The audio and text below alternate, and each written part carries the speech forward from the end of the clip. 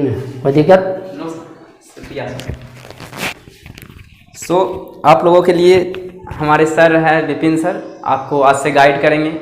आप अच्छे से पढ़िए और कोशिश करेंगे सर क्लास लेने का रेगुलर आपके लिए। आप लोगों ने बोला था कि रेगुलर जो है क्लास दीजिए 10th का, तो सर को हम रिक्वेस्ट किए तो सर किसी तरह मान गए। तो आप लोग भी दिल से पढ़िए ताकि सर को हम अच्छा लगे सर को और सर वीडियो अच्छे से बना सके। सो इसी तरह हम लोग बेसिक क्लास अभी और भी लेंगे। ओके, ये फुल बेसिक नहीं हुआ त्रिकोणमिति का, इसका और भी बेसिक है, 2-3 क्लास होगा, ये पार्ट 1 है आपका। इसी तरह और भी लेक्चर आपके लिए प्रोवाइड कराएंगे। ओके सो ठीक। ओके, आज का हमारा सब्जेक्ट त्रिकोणमिति है। आज थोड़ा त्रिकोणमिति पर हम थोड़ा ये डिस्कस करेंगे कि त्रिकोणमिति हमारा है क्या, आखिर त्रिकोणमिति विद्यार्थी के जीवन में क्यों पढ़ा जाता है, त्रिकोणमिति है क्या, त्रिकोणमिति से हमें पढ़ने से क्या लाभ है। थोड़ा सा इसके बारे में आते जानते हैं कि त्रिकोणमिति है क्या, त्रिकोणमिति आखिर हम लोग क्यों पढ़ते हैं। त्रिकोणमिति,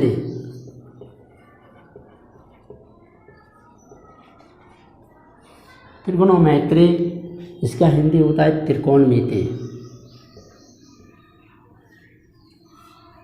त्रिकोणमिति ये 3 कोण से मिलकर बने हैं। जैसे पहला है ये ट्री का मतलब जिसका अर्थ होता है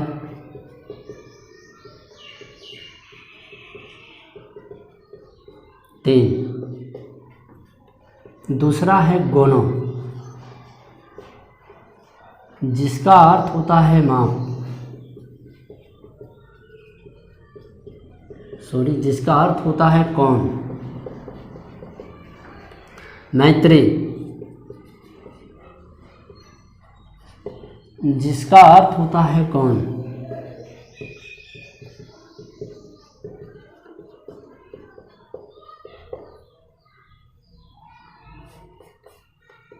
इसका अर्थ होता है माप।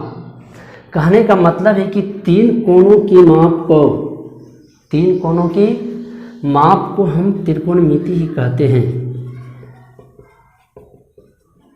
3 कोणों की माप को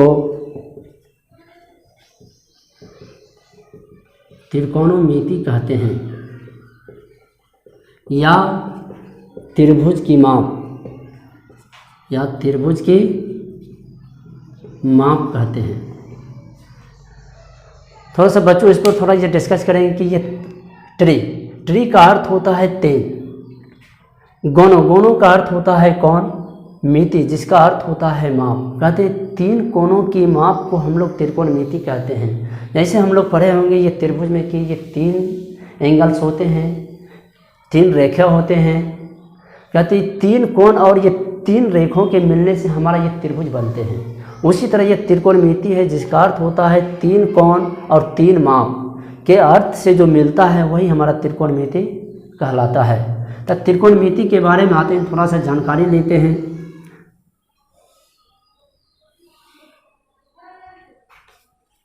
पहला है इसे कहते हैं परपेंडिकुलर, जिसका अर्थ होता है लंब, लेकिन इसे P से सूचित किया जाता है। इसे कहते हैं हाइपोटेनियस, जिसका अर्थ होता है कर्ण, इसे H से सूचित किया जाता है। तीसरा है बेस, जिसका हिंदी होता है आधार, जिसे हम B से सूचित करते हैं। कहने का मतलब है विद्यार्थियों कि परपेंडिकुलर, हाइपोटेनियस और बेस। जो विद्यार्थी नहीं समझ पाते हैं, घर में जानते होंगे कि हमारे घर में सीढ़ी होते हैं, तो सीढ़ी को हम लोग सीढ़ी नुमा कहते हैं, जिसे हम लोग ये नाम देते हैं कर्ण। क्या देते हैं नाम? कर्ण। हमारे ज़मीन पर अगर कोई खंभा खड़ा करते हैं तो वह लंब होता है, जो कि एक सीधी खड़े होते हैं, जिसे कहते हैं परपेंडिकुलर। लेकिन जो यह मेरा जहाँ से हम खंभा खड़ी करते हैं, जिस जगह से खंभा खड़ी करते हैं, वह हमारा कहलाता है बेस, जिसे कहते हैं अर्थ, जिसे कहते हैं जमीन, जिसे कहते हैं हम लोग आधार। क्या कहते हैं? आधार। यहाँ तक का कोई दिक्कत नहीं है विद्यार्थियों। चलिए आगे बढ़ते हैं थोड़ा सा।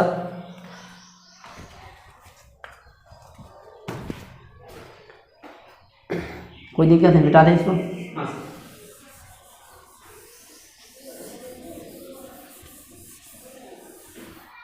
परपेंडिकुलर,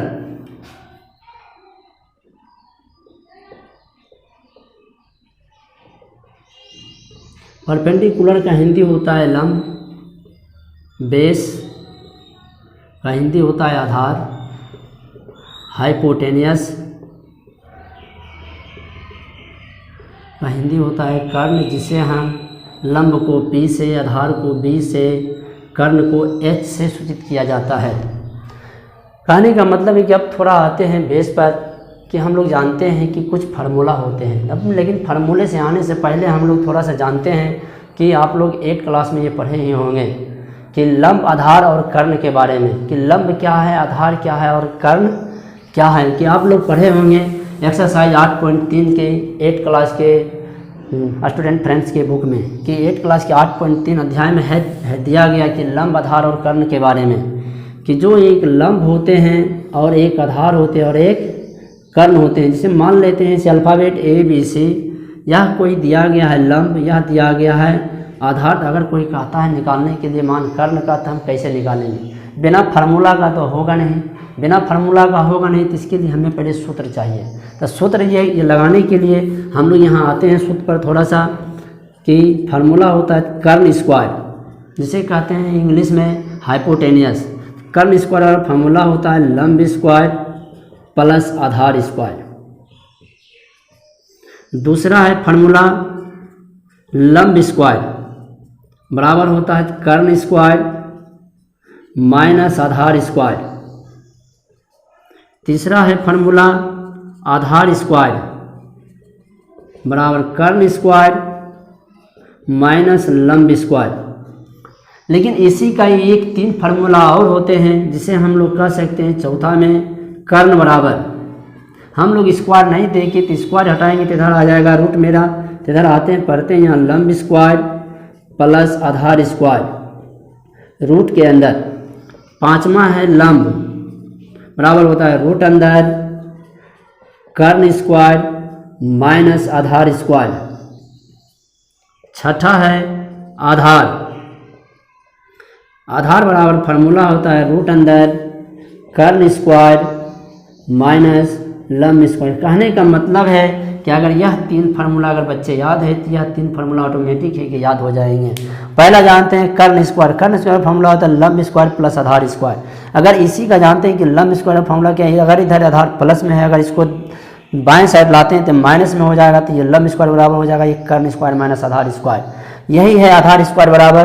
तो आधार देखते हैं मेरा ये दिया गया 1 नंबर में, तो इधर मेरा लंब मेरा प्लस में, अगर इसको बाएं साइड लाते हैं तो होगा माइनस में, तो यह हो गया कर्ण स्क्वायर माइनस लंब स्क्वायर। जो कि इसी से हमारा ये तीनों फार्मूला और इसी से हमारा 6 फार्मूला ये तैयार हुआ है, जिसे हम इंग्लिश के फॉर्म में भी कह सकते हैं इसे। अगर जिस विद्यार्थी को हिंदी लिखने में कठिनाई हो, चलिए हो गया ना, कोई दिक्कत है नहीं। चलिए आते हैं जिसको हिंदी में नहीं समझ में आता है, थोड़ा सा इंग्लिश भी इसका देख लेते हैं। कर्ण को कहते हैं H, तो H स्क्वायर बराबर फार्मूला होता है लंब स्क्वायर प्लस आधार स्क्वायर, क्योंकि लंब को P से, आधार को B से सूचित किया गया है। उसी प्रकार लंब को हम लोग करते हैं P से सूचित, P स्क्वायर बराबर। तो उसी प्रकार देखते हैं कि इधर B मेरा प्लस है, अगर इसको बाएं साइड लाएंगे तो क्या होगा माइनस। उसी प्रकार हम लोग बेस से लेते हैं तो बेस स्क्वायर बराबर मतलब B स्क्वायर बराबर। तो इधर होते हैं कर्ण तो है ही दिया गया, इधर मेरा लंब प्लस में, अगर इसको बाएं साइड लाएंगे तो क्या होगा माइनस में। यह हो गया शॉर्ट फॉर्म की H स्क्वायर बराबर लंब square P square plus B square, P square बराबर H square minus B square, B square बराबर H square minus P square. इसी को शॉर्ट फॉर्म में लिखने के लिए कि ये दूसरा फार्मूला अगर ये मान निकालते हैं तो हमेशा रूट में ये निकलता है मान, जैसे कि स्क्वायर में नहीं देकर यहाँ से निकाल सकते हैं H बराबर, जब इधर स्क्वायर होता है, जब ये दाएँ साइड आते हैं तो ये रूट बन जाते हैं, इसका मान होता है 1/2 1/2। तो P बराबर हो गए, जैसे होता है रूट अंदर H square minus B square, B बराबर रूट अंदर H square minus P square. कोई दिक्कत है नहीं है। अब मिटा दे इसको।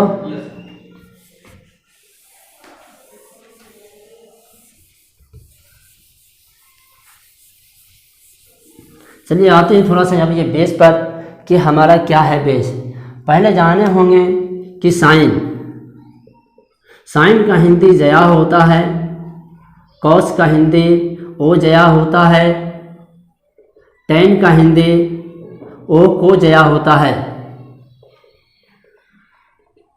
जान गए यहाँ। साइन का हिंदी जया, कोस का हिंदी ओ जया, टेन का हिंदी ओ को जया। ठीक, तो इसी का हिंदी जो होते हैं साइन का उल्टा कोसेक, कोसेक का हिंदी जया होते हैं, सेक का हिंदी भी ओ जया होते हैं, कोट का हिंदी भी ओ को जया ही होते हैं। ठीक, तब यहाँ से आते हैं कि फार्मूला पर अब आते हैं, यहाँ देखते हैं थोड़ा सा कि हम लोग जान गए होंगे कि लंब, आधार और कर्ण, लंब, आधार और कर्ण के बारे में एक ट्रिक है जिसे कि हम लोग याद करने में बहुत सुविधा होती है। जैसे पापा भागा पाकिस्तान, हरी हरी बोल के, हरी हरी बोल के, इसके कहने का मतलब है कि P/H, B/H और H/B। ठीक, पापा भागा पाकिस्तान, हरी हरी बोल के, जिसका कहने का मतलब है कि P/H लंब बटे कर्ण, B/H आधार बटे कर्ण, H/B लंब बटे कर्ण आधार, मतलब कर्ण बटे आधार, सॉरी कर्ण बटे, पापा भागा पाकिस्तान, सॉरी पापा भागा पाकिस्तान हरी हरी बोलकर। P/H होता है, P का मतलब परपेंडिकुलर लंब, H का मतलब हाइपोटेनियस कर्ण, B का मतलब बेस आधार, H का मतलब हाइपोटेनियस कर्ण, P का मतलब परपेंडिकुलर लंब, B का मतलब बेस जिसे कहते हैं आधार, P का मतलब होता है लंब, H का मतलब कर्ण, P/H तो इसका हिंदी होता है लंब बटे कर्ण, लंब बटे कर्ण। दूसरा है B/H, B का मतलब होता है बेस जिसका हिंदी होता है आधार, लेकिन H का मतलब होता है कर्ण जिसे कहते हैं हम लोग कर्ण। P का मतलब होता है लंब, B का मतलब आधार।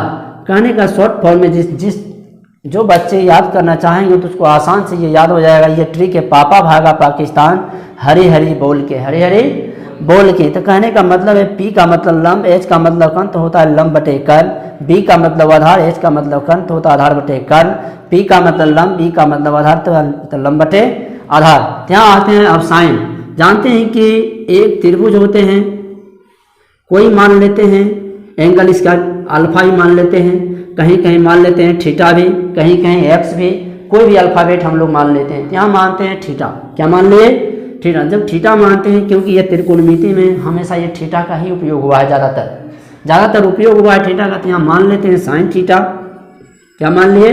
Sine theta. तो साइन थीटा बराबर फार्मूला होता है ए बी सी। जिसके बारे में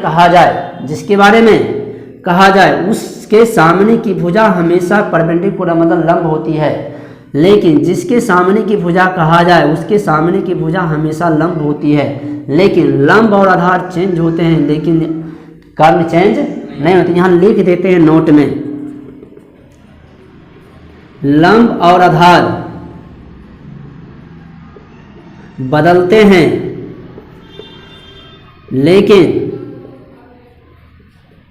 कर्ण नहीं बदलते हैं। कोई दिक्कत है? नहीं। कहते हैं कि नोट में यहाँ लिख दे कि लंब और आधार ये बदलते हैं, जबकि ये चेंज होते हैं, जबकि कर्ण हमारा अस्थायी रहता है, ये नहीं बदलते हैं।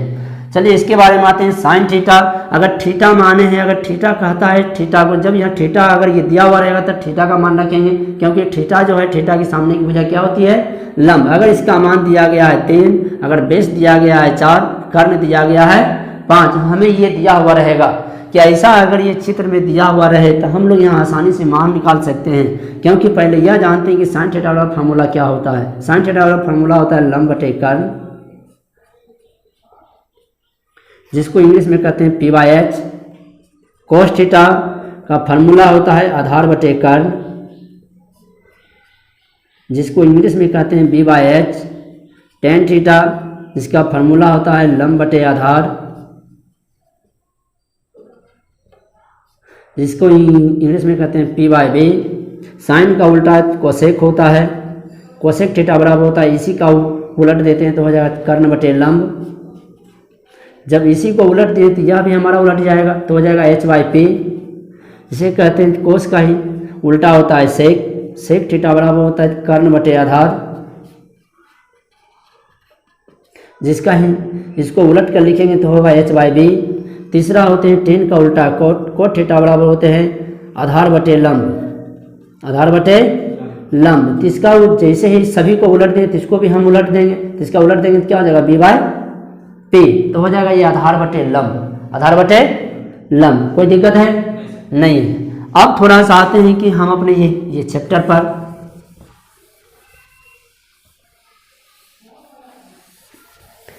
जैसे हम लोग यहाँ जाने हैं कि यह चित्र हमारा दिया गया है, अल्फ़ाबेट ये दर्शा दिया गया है, अंक भी ये दर्शा दिया गया है, जबकि इसमें कहा गया है कि लंब और आधार बदलते हैं लेकिन ये कर्ण हमारा अस्थायी रहते हैं। तो यहाँ दिया गया है साइन थीटा, तो साइन थीटा बराबर लंब बटे कर्ण। देखते हैं थीटा, तब थीटा की सामने की भुजा कौन सी है? A B. कौन सा भुजा है? ए बी, जो कि यह हमारा कहलाएगा परपेंडिकुलर लंब। लेकिन वही कर्ण है, तो कर्ण हमारा ऐसी है जो अभी भी जस्ट बताए थे इसके पहले, जो हमारा सीढ़ीनुमा होते हैं वह हमेशा ये कर्ण कहलाते हैं। क्या कहलाते हैं? कर्ण। हम अपने घरों में ये लगाते होंगे, अगर कोई छत को ढाला होगा तो ये तुरंत सीढ़ी तो नहीं बनाता है, तो सीढ़ी ये बनाने के लिए हम बांस का सीढ़ी लगाते हैं। तो सीढ़ी को सीधे नहीं लगाते हैं, बल्कि ये कैसे लगाते हैं? तिरछा लगाते हैं, जो कि यह कहलाता है सीढ़ीनुमा। क्या कहलाता है? सीढ़ीनुमा। जो हमारा सीढ़ीनुमा होता है वह कहलाता है कर्ण। क्या कहलाते हैं? कर्ण, जिसे हम एच से सूचित करते हैं। जो हमारा यह जमीन है, तो जमीन पर से कोई खंभा खड़ा करते हैं कि हम बिना बेस जमीन का ही खड़ा करते हैं खंभा? नहीं, जमीन पर से खड़ा करते हैं। जो हमारा ये जमीन पर से खड़ा है तो यह कहलाता है बेस, जिसे हम बी से सूचित करते हैं। किससे? बी से, जिसे कहते हैं हम लोग आधार। अब आते हैं यहाँ साइन थीटा बराबर होता है फॉर्मूला लंब बटे कर्ण।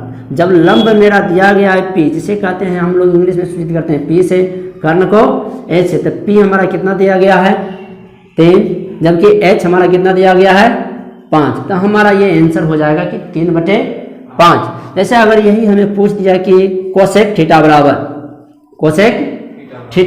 जब कोसेक थीटा बराबर पूछ दिया, तभी अभी जस्ट बताए थे इसके पहले कि इसका फार्मूला होता है कर्ण बटे लंब, जिसे हम सूचित करते हैं एच बाई पी से। तो एच हमारा कौन सा दिया गया है सीढ़ीनुमा में? 5 है, 5 है, जबकि पी परपेंडिकुलर कितना दिया गया है? 3। तो मेरा आंसर हो जाएगा। लेकिन ऐसी अगर बात रहे,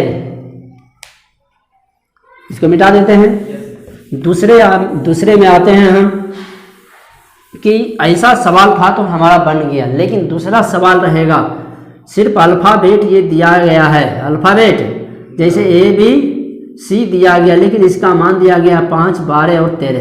5, 12 और 13। अगर ऐसा सवाल दिया हुआ रहे, कोई थीटा, कोई गामा, कोई अल्फा नहीं माना हुआ रहे, तो हम कैसे बनाएंगे? तो हम इससे पूछ दिया कि साइन सी बराबर कितना होगा, कोस सी बराबर कितना होगा, टेन ए बराबर कितना होगा, कोट ए बराबर कितना होगा, तो हमसे पूछ देता है।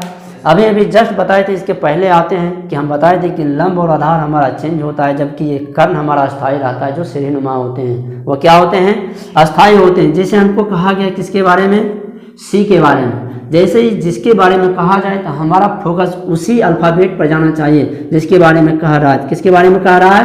सी। जैसे ही सी के बारे में कहेंगे तो सी की सामने की भुजा हमको देखना है। तुरंत देखेंगे कि सी की सामने की भुजा कौन सा है? A B. कौन सा भुजा है? A B. जैसे ही कहेगा सी के बारे में तो सी की भुजा ए बी है, तो यह हमारा कहला जाएगा परपेंडिकुलर लंब। क्या कहला जाएगा?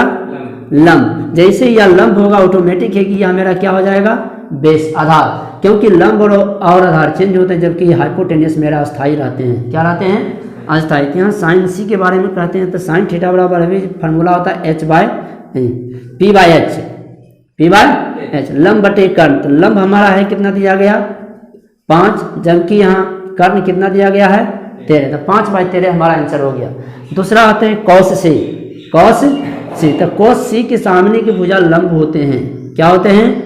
लंब। लेकिन यह आधार हो जाएंगे यह कर्ण। लेकिन हम जानते हैं कि कोस थीटा बराबर फार्मूला होता है आधार बटे कर्ण होते हैं। तो आधार मेरा दिया गया है, जब यह लंब है तो यह ऑटोमेटिक है कि यह मेरा आधार होगा। तो आधार दिया गया है 12, जबकि कर्ण दिया गया है 13। लेकिन अब आते हैं 10 के बारे में। तो यह 10 थीटा बराबर अभी जस्ट बताए थे कि यह पापा भागा पाकिस्तान हरी हरी बोल के अभी जस्ट बताए थे कि यह होता है साइन का, यह कोस का, यह 10 का। तो ये 10 थीटा बराबर होते हैं लंब बटे कर्ण। क्या होते हैं? लंब बटे आधार। यहाँ लंब देखते हैं कि हमको किसके बारे में कहा गया है? ए के बारे में। तो यहाँ हमें ये तुरंत फोकस जाना चाहिए कि अल्फ़ाबेट ए के बारे में कह रहा है, तो हमें ए पर फोकस करना चाहिए। बी और सी से हमें कोई मतलब अब नहीं है। हमें जिसके बारे में कहा जाए उसके बारे में हम देखेंगे कि ए के बारे में कह रहा है। तो ए के जैसे ही बारे में कहेगा तो हम देखेंगे ए की सामने की भुजा, जैसे ही ए की सामने की भुजा आते हैं तो ए की सामने की भुजा क्या हो जाएंगे?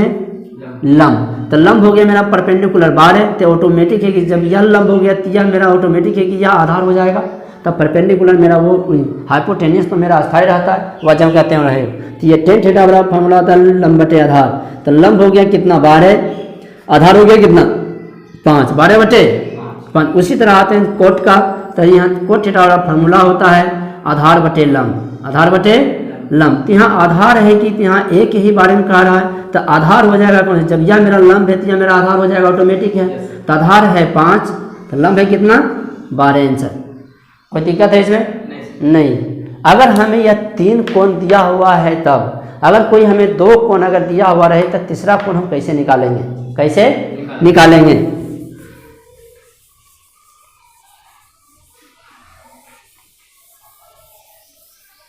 देखते हैं तीसरा कोण निकालने के लिए। जैसे यह दिया गया है,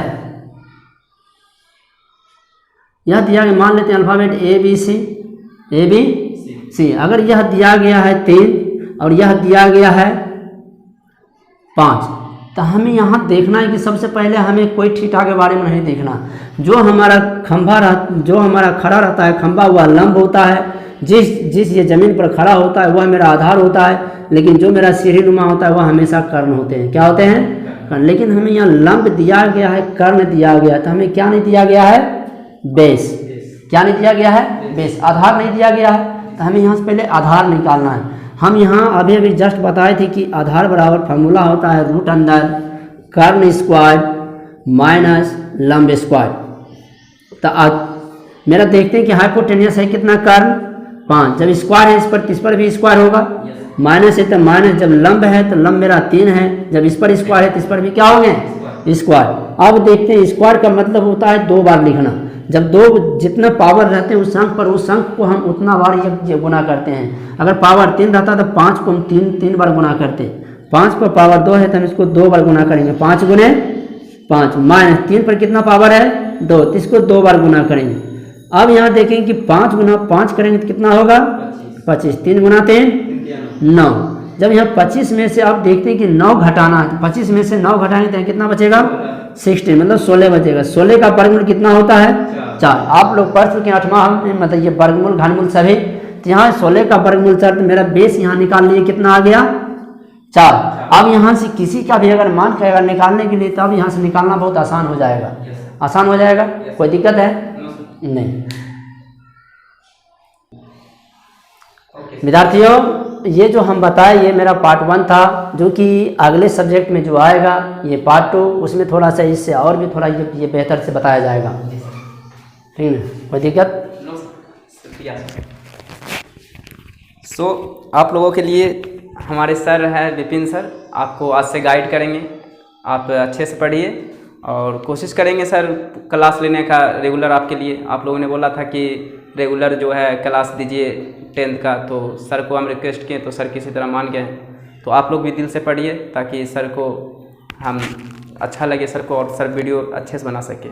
सो इसी तरह हम लोग बेसिक क्लास अभी और भी लेंगे। ओके, ये फुल बेसिक नहीं हुआ त्रिकोणमिति का, इसका और भी बेसिक है, 2-3 क्लास होगा, ये पार्ट 1 है आपका। इसी तरह और भी लेक्चर आपके लिए प्रोवाइड कराएंगे। Okay, so thank you.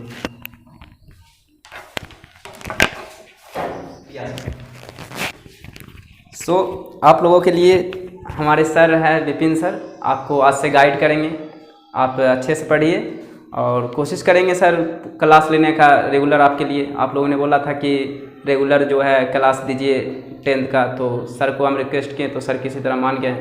तो आप लोग भी दिल से पढ़िए ताकि सर को हम अच्छा लगे सर को, और सर वीडियो अच्छे से बना सके।